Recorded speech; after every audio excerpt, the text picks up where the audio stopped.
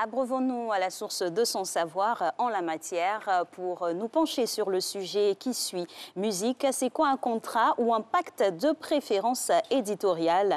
Aujourd'hui, avec notre consultant, on apprendra encore davantage parce que nous allons lui soumettre nos questions et on espère que vous serez aguerris en la matière. Bonjour donc Ina Baudelor. Bonjour Alex, bonjour Angela. Bonjour, bienvenue. Merci. Alors, le sujet, il nous parle d'un contrat ou pacte de préférence éditoriale. On peut commencer déjà à le décortiquer et savoir ce que c'est. D'accord, merci pour cette nouvelle opportunité. En fait, j'assimile chaque sujet dont on débat ici comme une opportunité pour les artistes et les acteurs du milieu culturel. Alors, nous sommes dans une série de questions qui concernent les contrats de la musique. Et si vous vous souvenez bien, nous avions évoqué ici la question de la cession, qu'on avait encore appelé le contrat d'édition musicale. Alors, le sujet du jour est en quelque sorte un prolongement de cela, donc il va nous falloir revenir très brièvement sur ce qu'on avait dit quand on parlait de ça. Petit récapitulatif. Voilà. Alors, on avait dit que le contrat de cession ou d'édition musicale, c'était un contrat dans lequel un auteur-compositeur, j'insiste sur ce texte parce que il est à différencier de l'artiste. L'artiste n'est pas toujours auteur-compositeur. Le contrat dont nous allons parler aujourd'hui, c'est un contrat qui engage un auteur-compositeur, c'est-à-dire quelqu'un qui crée les paroles d'une chanson ou qui crée la musique d'une chanson. Celui qui crée les paroles, c'est l'auteur, celui qui crée la musique, c'est le compositeur. Souvent, il se trouve que les deux tâches sont exécutées par la même personne ou par des personnes différentes. Mais on retient que c'est l'auteur-compositeur ici qui est concerné par la problématique. Alors, l'auteur-compositeur, il conçoit des chansons, paroles et musique. Ce qu'il recherche, c'est des artistes interprètes afin de donner corps par un enregistrement à ces choses qu'il a composées. Donc, étant donné que le fait qu'on diffuse, ou du moins que ces chansons-là soient interprétées, ça lui rapporte de l'argent en tant qu'auteur-compositeur, donc du point de vue des droits d'auteur, il va rechercher celui qu'on appelle un éditeur musical. L'éditeur musical, c'est quelqu'un dont la force réside dans sa capacité à trouver des interprètes outillés pour interpréter la chanson. Est-ce qu'on se comprend? Alors, je prends ici l'exemple de la chanson « Comme d'habitude ». Je vous ai dit qu'elle a été enregistrée plus d'une trentaine de fois sur ces 50 dernières années. Alors, l'auteur et le compositeur de cette chanson, au tout début, ont trouvé ce qu'on appelle un éditeur musical. Et c'est lui qui a trouvé des interprètes pour que cette chanson soit interprétée. Donc, plus il y a d'interprètes, plus ça fait l'affaire de l'auteur-compositeur et de l'éditeur musical. Donc, ce sont ces deux-là qui se mettent en contrat dans le contrat d'édition musicale. À quel moment intervient donc le sujet du jour? Oui, dites-nous. Lorsque l'auteur-compositeur vient voir l'éditeur musical et lui dit « Écoute, je n'ai pas de relation, mais j'ai mon talent. Voici mes œuvres que je te propose d'ajouter à ton catalogue. » L'éditeur musical, quand il est d'accord, il prend les dites œuvres, il investit du temps, de l'argent, son réseautage, son carnet d'adresses pour pouvoir trouver des artistes de pointe qui vont interpréter cela. Donc, il y a un investissement à la base.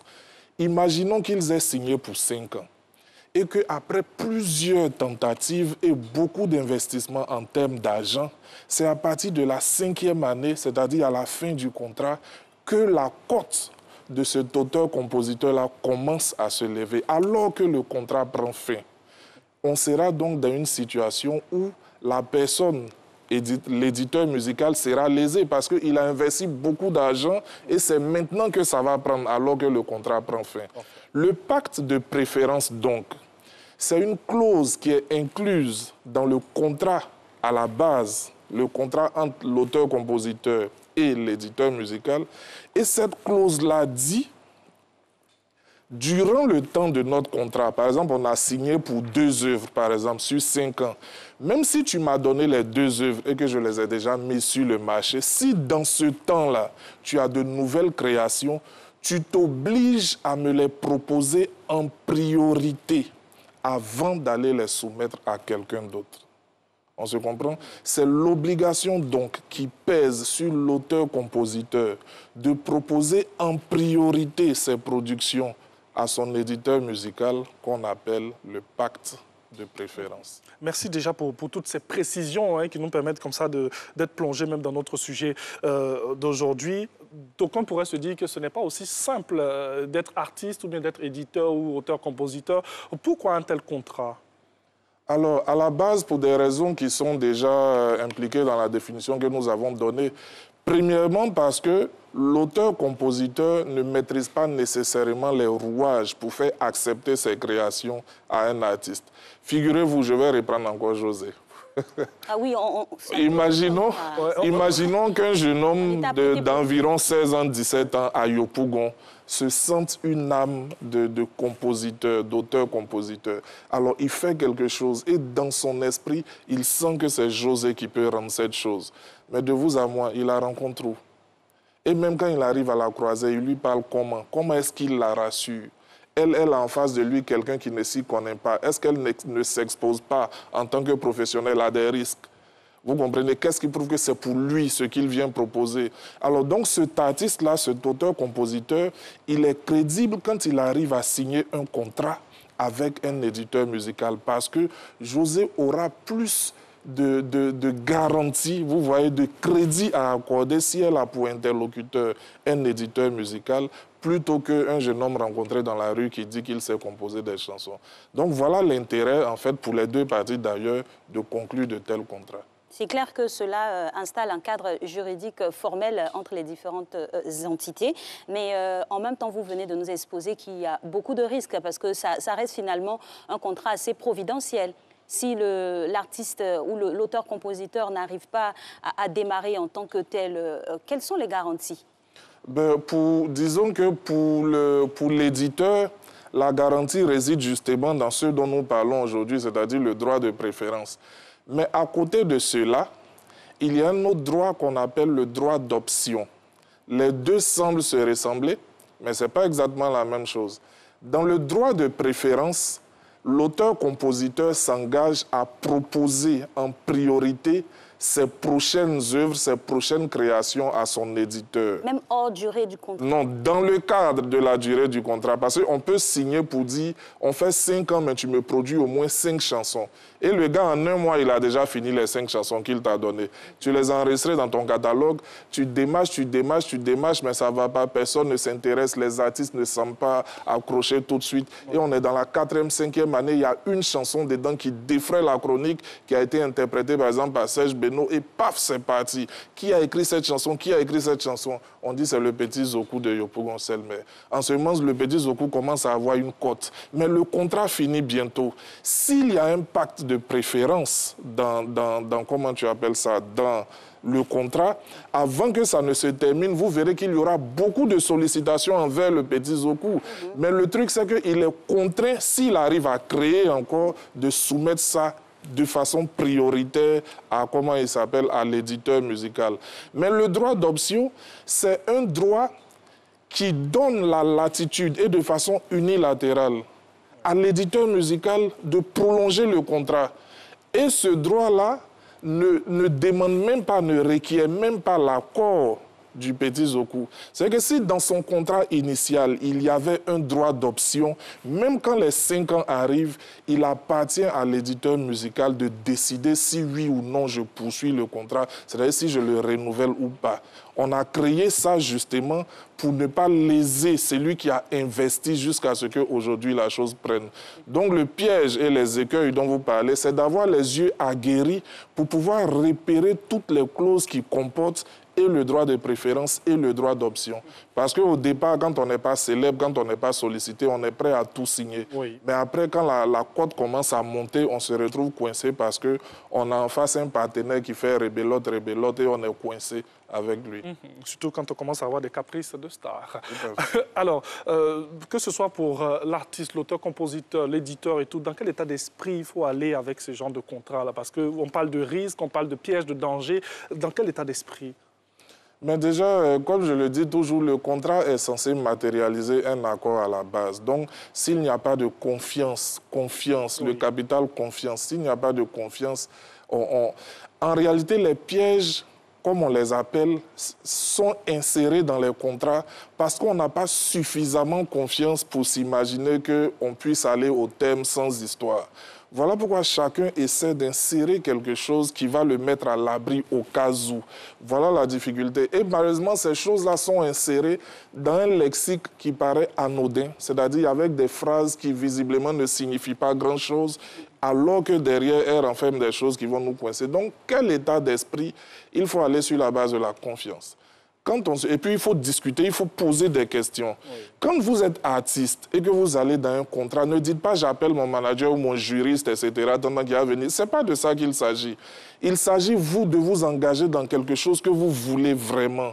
Voilà pourquoi il faut poser des questions. Vous mettez le texte de côté et vous posez des questions pour vous assurer que ce que vous voulez est effectivement ce qui est écrit. C'est à partir de ce moment que vous pouvez donner le texte à un professionnel pour que lui, il vous dise, il vous confirme ou il infirme que l'objet de vos prétentions est bel et bien inscrit dans le texte. Et en la matière de ce genre de contrat, il n'est pas rare après de voir qu'il y a des bisbises entre les différentes entités. On pourrait peut-être citer de célèbres collaborations, de Robo Musique avec plusieurs artistes du côté du Congo. Dans ce cas-là, quand il y a quelques petites frictions, le contentieux se règle comment? Devant un tribunal civil à la base, parce qu'un contrat de musique, c'est un contrat civil. On ne peut pas mettre quelqu'un en prison parce qu'il a violé un contrat musical. Voilà. Le contrat civil, c'est celui qui se règle à coup de sanctions qui tournent autour de dommages et intérêts, même pécuniaires. Mais le contrat pénal, pardon, je parle de contrat pénal, la faute pénale, elle peut aboutir à des actions voilà, où il y a des questions de prison, de peine privative de liberté, etc. Tout ça. Donc ici, nous sommes purement dans le civil. Quand il y a des frictions, des incompréhensions, des litiges, il faut saisir le tribunal civil. C'est mieux que faire des selfies sur Internet qui, eux, je le répète, peuvent bifurquer vers une affaire pénale. Vous comprenez? Parce qu'on peut dire des choses publiquement à l'endroit de quelqu'un et s'exposer à des sanctions pénales. Alors qu'à la base, voilà, on était dans une collaboration civile. OK. Alors, dans le milieu ivoirien, est-ce qu'on a... Parce qu'on voit les artistes, on sait généralement comment ça se passe, les contrats, c'est souvent c'est verbal. De manière verbale, on se parle parce que je connais Alix et tout, donc écoute, viens me produire, viens faire ça pour moi. Est-ce que... Bien sûr. Est-ce que c'est vulgarisé chez nous? Est-ce que les gens utilisent ces contrats? Est-ce qu'ils les font plutôt? Oui, il y a des contrats qui existent. Moi, en tant qu'agent d'artiste, j'ai souvent vu des contrats. La plupart du temps, ils sont très mal rédigés parce que les promoteurs ou les interlocuteurs des artistes vont chercher des choses sur Internet qu'ils ne comprennent pas eux-mêmes toujours et qu'ils viennent plaquer là comme ça. Il n'y a pas de, j'ai envie de dire, il n'y a pas d'intelligence même de l'économie musicale en Côte d'Ivoire ici. C'est ça le problème. Maintenant, pour revenir même au sujet du jour, j'ai souvent vu ceux qui se font appeler ghostwriters. En fait, c'est des auteurs-compositeurs, mais qui, pour des raisons inconnues, veulent rester dans l'anonymat.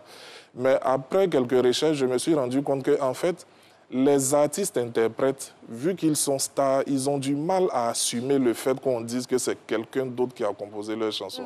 Ils voient ça comme quelque chose de péjoratif, alors que c'est un corps de métier à part entière. Vous êtes artiste-interprète, vous interprétez des chansons. Il n'y a aucune honte à cela, mais vraiment aucune. Maintenant, si après vous avez d'autres potentialités, comprenez que c'est d'autres potentialités et que ce n'est pas une obligation pour un artiste-interprète de pouvoir composer des chansons. Donc ici, ce phénomène est rare, justement. La plupart des artistes que vous voyez, croyez-moi, c'est des gens qui composent leurs chansons, mais ils ne le disent pas. Et ils s'engagent dans des contrats où ces gens-là sont tenus de garder l'anonymat, voilà, sur leur paternité. Ce qui est bien dommage. Voilà, ce qui est très dommage, justement. Justement, avec cet état de fait-là, on se retrouve avec des artistes qui, on va dire, ont plusieurs casquettes du coup. On va se retrouver avec tous les contrats dont on a parlé ici sur ce plateau. Oui. Comment harmoniser cela pour être c'est justement pour ça qu'on parle d'industrie musicale. Vous savez, quand on parle d'industrie musicale, les gens voient beaucoup d'argent qui circule, des artistes sollicités et des cachets payés. Oui. Mais ça ne se limite pas à ça. L'échange, là, c'est encadré par un environnement juridique.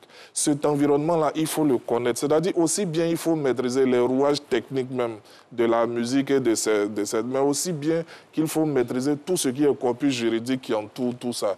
Je vais vous donner un petit exemple très rapidement.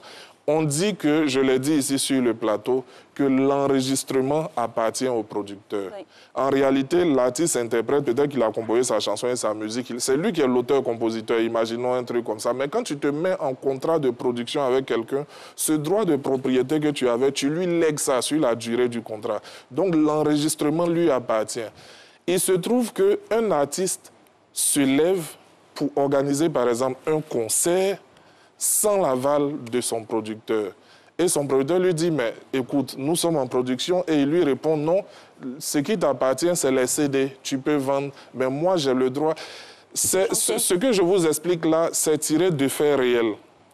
Le problème, c'est que la plupart des professionnels du milieu approchés par ce producteur-là donnent des avis qui sont conformes à ce que l'artiste dit. Mais rien ne l'oblige à te consulter pour faire un concert. Mais quand il va faire le concert, ce qu'il chante là, ça appartient à qui? Au producteur. Ça appartient au producteur. Voilà, on dit que le producteur a le droit exclusif de monétiser, de commercialiser l'œuvre.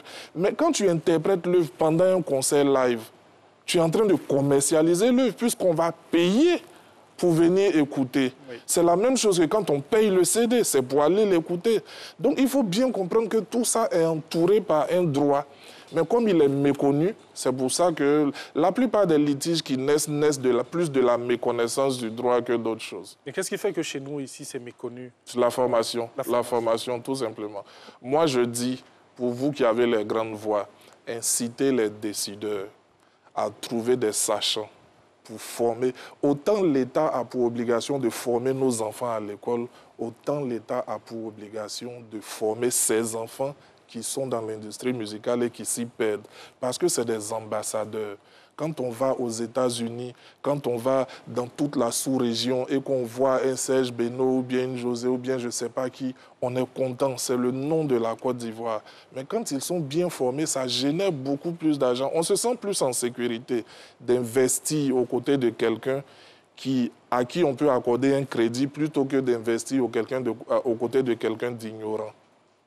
On se sent plus en sécurité. Ça, c'est indéniable, hein, parce que maintenant, on se targue quand on a des signatures avec des grandes majors internationales ou des labels, mais on ne crée pas forcément sur le territoire ici. En la matière, qu'est-ce que vous préconisez pour une bonne organisation de cette industrie, avec, bien sûr, en amont, le système académique de formation qui s'y est, parce qu'il faut que des personnes soient diplômées en la matière, ça ne s'improvise pas.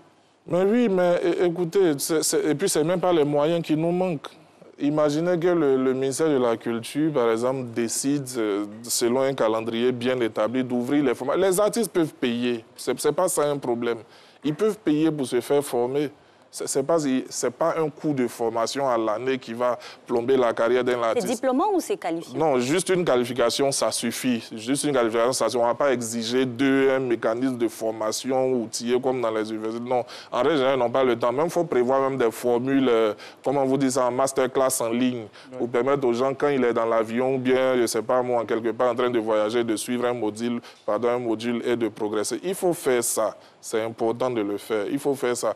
On dit qu'il n'y a plus de producteurs. Et ça, vous-même, vous le savez. Mais c'est dû à quoi? C'est dû à quoi? Parce que justement, dans l'entendement des gens, le producteur ne se rémunère que sur la vente des CD, alors qu'il n'y a plus de CD. Quel intérêt, moi, dès lors, j'ai à produire quelqu'un si, dans mon esprit, la seule manière de rentabiliser, c'est de vendre le CD? Pourtant, en amont, on a Il y a énormément d'autres choses qui peuvent constituer. L'œuvre qui a été enregistrée appartient au producteur. Toute forme de monétisation de cette œuvre-là doit rapporter au producteur des gains. Ça, c'est indéniable. Ici, on ne l'applique pas. Mais on ne l'applique pas par ignorance. Et ces choses-là doivent être sues. Si c'est su, si on applique cela, vous allez voir renaître une grosse floraison de producteurs qui vont revenir avec des moyens nouveaux et puis injecter dans le business. Vous dites qu'il n'y a pas de producteurs, mais bon, sur le terrain, il y a quand même des gens qui financent. C'est plus des mécènes qu'autre chose, parce que quand vous prenez... c'est plus des mécènes, tous ceux dont on cite les noms dans les chansons. Le général Colbert à la tête de sa maison, José encore, elle à la tête de sa maison. Tous ceux-là, vous pensez qu'ils gagnent quoi? En fait, à vous de nous le dire. Finalement, c'est parce qu'ils ne plus savent des pas mécènes, ce qu'ils doivent gagner. Voilà, c'est de ça que je parlais. Alors, quand on éclaire la conscience de tout ce monde-là, quand un producteur dit aujourd'hui à un artiste, quand tu vas faire tes combos, je dois avoir des pourcentages, l'artiste pense qu'il est lésé et que c'est une espèce d'oppression, tu vois, on le brise dans ses droits à la base, mais c'est faux. L'œuvre musicale qui est là appartient le temps de la durée du contrat au producteur. Donc, toute forme de monétisation doit lui rapporter. À chaque fois que tu l'interprètes, tu es en train de monétiser, tu es en train de vendre.